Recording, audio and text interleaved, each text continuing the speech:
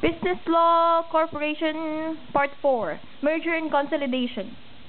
Merger is an absorption by one corporation of the properties and franchises of another corporation or corporations whose stock it has acquired and by which the absorbed corporation or corporation ceases to exist and the absorbing corporation alone survives. A, B, and C corporation merge and become C corporation. A, B, and C are the constituent corporation. A and B are absorbed corporation and C is a surviving corporation. Consolidation is a combination of two or more corporations by which the rights, franchises, privileges, and property are united and become the rights, franchises, privileges, and property of a single corporation composed generally of the stockholders of the original corporation. In consolidation, the original corporation ceases to exist and new one is created. XYZ corporations consolidated and become V corporation. XYZ corporations are constituent and consolidating corporation, and V is a consolidated corporation. Procedures for merger or consolidation. Approval of the plan for merger and consolidation by the board of directors or corporations proposing to merge and consolidate. After the approval of the plan of merger or consolidation by majority vote of each of the board of directors or trustees of the constituent corporations, it shall be submitted for approval by at least two-thirds of the outstanding capital stock or members of each of the corporation at separate meetings duly called for the purpose. Any amendment to the plan should undergo the same procedures for approval. After approval of the plan by stockholders or members, the articles of mergers or consolidation shall be executed by each of the constituent corporations to be signed by the president or vice president and certified by the secretary or assistant secretary of each corporation. The duly assigned and certified articles of merger or consolidation shall be submitted to quadruplicate the Securities and Exchange Commission for approval. If approval by SEC, it shall issue a certificate of consolidation or merger, and the merger or consolidation shall be effective therefrom. If the SEC has reason to believe that the proposed merger or consolidation is contrary to or inconsistent with the provision of corporate code or existing laws, a hearing shall be conducted to give corporations an opportunity to be heard. Effects of merger or consolidation. The following are the effects of merger of consolidation. The constituent corporation shall become a single corporation, which in case of merger shall be surviving corporation designated in a plan of merger, and in case of consolidation shall be considered corporation designed in the plan of consolidation. The separate existence of constituent corporation shall cease except that the surviving or consolidated corporation. The surviving or consolidated corporation shall possess all the rights, privileges, immunities, and franchises of each of the constituent corporation, and shall be subject to all the duties and liabilities of a corporation organized under corporation code. The surviving consolidated corporation shall thereupon and thereafter possess all the rights, privileges, immunities, and franchises of each of the constituent corporations, and all property, real or personal, and all receivables due to whatever account, including subscriptions to shares and other choses in action, and all every other interest or belonging to or due to each constituent corporation, shall be taken and deemed to be transferred to and vested in such surviving and consolidated corporation without further act or deed. The surviving or consolidated corporation shall be responsible and liable for all liabilities and obligations of each of the constituent corporations in the same manner as if such surviving or consolidated corporation had itself incurred such liabilities or obligations, and any claim, action, or proceeding pending by or against any such constituent corporations may be prosecuted by or against a surviving or consolidated corporation, as the case may be. Neither all the rights of creditors or any lien upon the property of any such constituent corporations shall be impaired by such merger or consolidation. Appraisal right. Appraisal right is the right of stockholder who dissented to specified corporate action to demand for the appraisal and payment of the fair value of his shares. When a right can be exercised, a stockholder can demand for appraisal of his shares and payment of the fair value thereof when he dissented to the following corporate actions: amendment of the articles of incorporation which has the effect of changing or restricting his right as a stockholder, or authorizing preferences in any respect superior to those outstanding shares of any class, or of extending the shortening the corporate existence. sale, lease, exchange, transfer, mortgage, pledge, or other disposition of all the substantially all the corporate property and assets, merger or consolidation, and investment of corporate funds in other corporation or business or for any other purpose.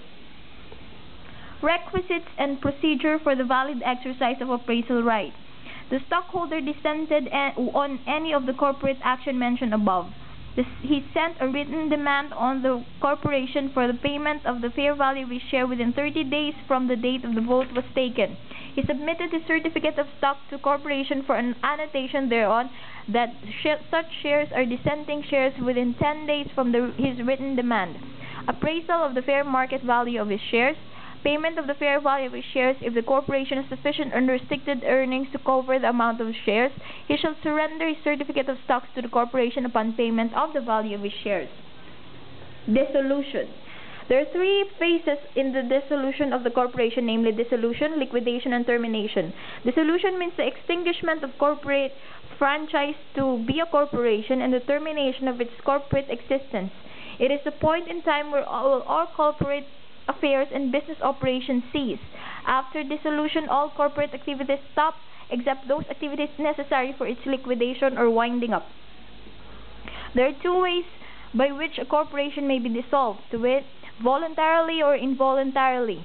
Voluntary dissolution may be effected by voluntary surrender of its charter upon the affirmative vote, 2/3 of outstanding capital stocks or members if no creditors are affected, or upon petition or for any cause to Securities and Exchange Commission if the rights of creditors are affected, or by shortening of the corporation term by amending the articles of incorporation for purpose.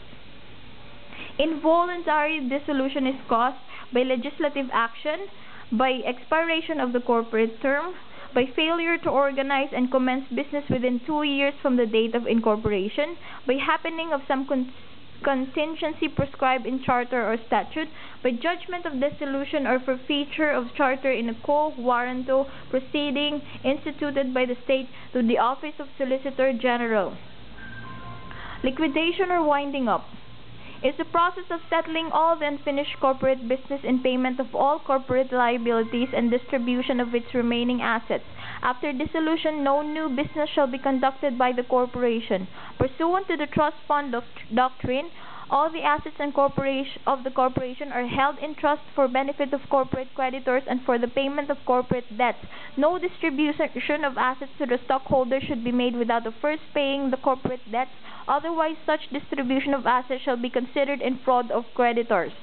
The law gives the corporation a period of 3 years to liquidate and wind up its affairs. Within the said period, the corporation may also convey all its property to trustees for benefits of stockholders, members, creditors, and other person in interest.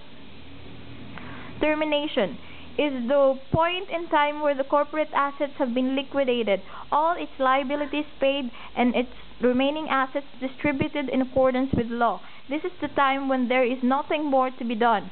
When any creditor, stockholder, member, or person entitled in distributable corporate assets is known or cannot be found, said assets shall be encheated to the city or municipality where such assets are located. Foreign corporation. Definition and concept. Under our corporation code, a foreign corporation is one form organized or existing under the laws of other than those of the Philippines, and whose laws allow Filipino citizens and corporations to do business on its own country or state. Based on the foregoing definition, 2 requisites are necessary to comply with in order to be considered a foreign corporation, to wit, it is incorporated or existing under the laws of another country. The law of that country also allows Filipino citizens and corporations to do business in its own country or state. When foreign corporations can legally transact business in our country, a foreign corporation shall have the right to transact business in the Philippines after it shall have obtained a license from the Securities and Exchange Commission. The law requires a foreign corporation to secure a license from the SEC before it can transact. Corporations to secure a license from SEC before it can transact business in our country in order to subject it to the jurisdiction of our courts. If it will transact business in our country without the required license, it cannot sue. It cannot sue, but it can be sued in our courts. Doing or transacting business means the carrying on of the operation of the corporation in usual or regular course. It implies a continuity of commercial dealings and arrangement and the performance of acts normally incident to the purpose and object of its organization.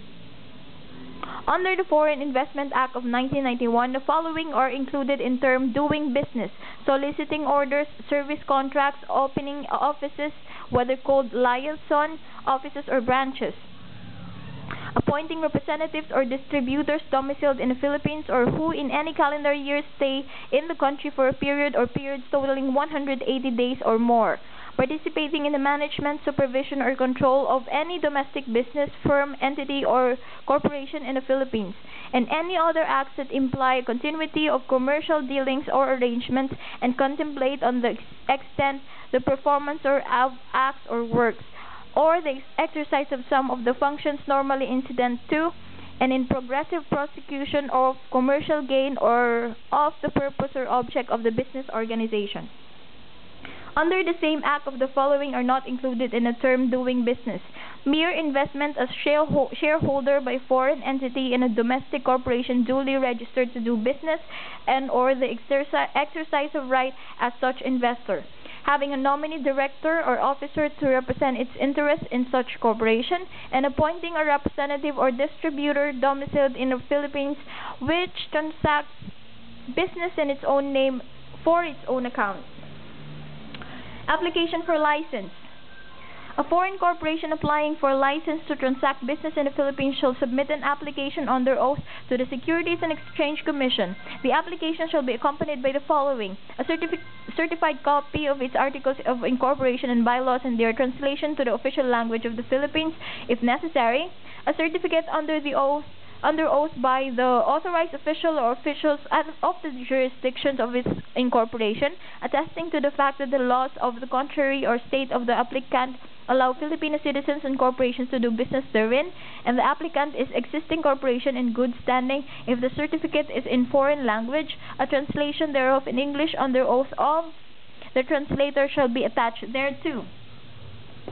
A statement under oath of the President or of any other person authorized by the corporation showing the satisfaction of the Securities and Exchange Commission and other governmental agency in the proper cases that the applicant is solvent and in sound financial condition, and setting forth the assets and liabilities of the corporation as to the date not exceeding 1 year immediately prior to the filing of the application.